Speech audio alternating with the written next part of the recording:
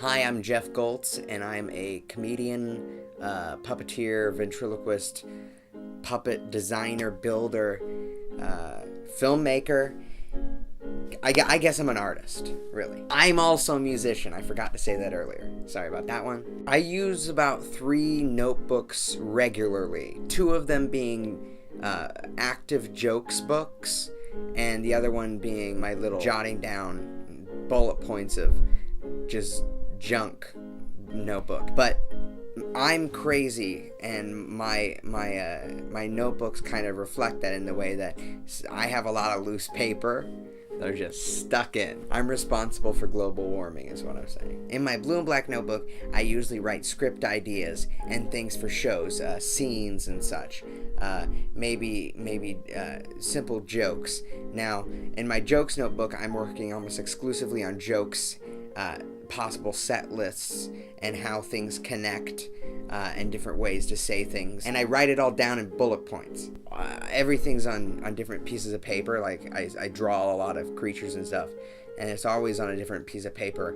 So now I have stacks of paper. I use the jokes notebook because I bought it once and it never broke. Notebooks tend to fall apart pretty fast, especially when you're taking them in and out of bags, in and out of pockets and such, in and out of purses and fanny packs. Yes, I wear fanny packs. I felt like I needed a notebook that would withstand that, and the specific design worked, so I ordered several from the company, so I have several jokes books. And as I go for the other design, I got it for Christmas, and you know what? Christmas is Christmas, and Santa Claus brought that, so he knew more than I knew, you know? I prefer lined notebooks because it helps me easily lay out what I'm doing in a very, very jumbled way. Because if you look at one of my notebooks, it tends to be like words covering every section of the page. It's quite off-putting sometimes. And for people who don't work like I do, they would probably not even be able to read what I write. But for me, it works well because I can read what I write. Pen, 100%. I will only write with pen in my notebooks. I really hate pencil. Pencils are temporary. I kind of want my stuff to last. Like, I want to be able to see my stuff. I don't want it to just be a slight hue darker than the actual page. So I use these gel pens, Pilot G2. They're cheap. They're not cheap, but they're exactly what I use. They're great, perfect, terrific, lovely. They just come on out, all of the ink just squealy wops all over the page. And it's great because afterwards you can watercolor right over it and it doesn't run or anything. It's a good pen. For my jokes notebook, I always do bullet points for the jokes when I write them down.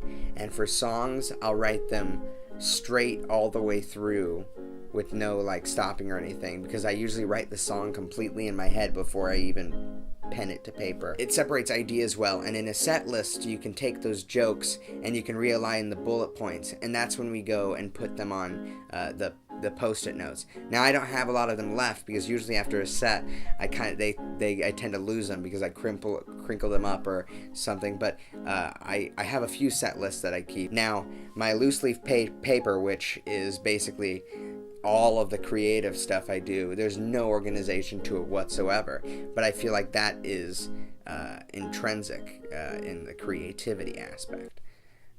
Does that sound too pretentious? That does. Someone shoot Jeff Goltz with a gun. My jokes notebook always stays in my ventriloquist dummy case with Gus, my dummy that I use in my comedy shows. I keep it in the top because I'll always need it, when I'm doing shows and stuff, and it's just a great place to keep it. Because my creativity in comedy tends to surge before and after a show, and then between then I'll have ideas and stuff, but they tend to amalgamate before or after the show in that adrenaline rush. The location of the jokes book is very important in its existence, because to me that's like keeping all of everything funny in one box, and I can open that Pandora's box of funny and then make everyone laugh at night and then close it back up and take it home and put it over there. Can I get the water? I asked for the water earlier, okay? I'm thirsty.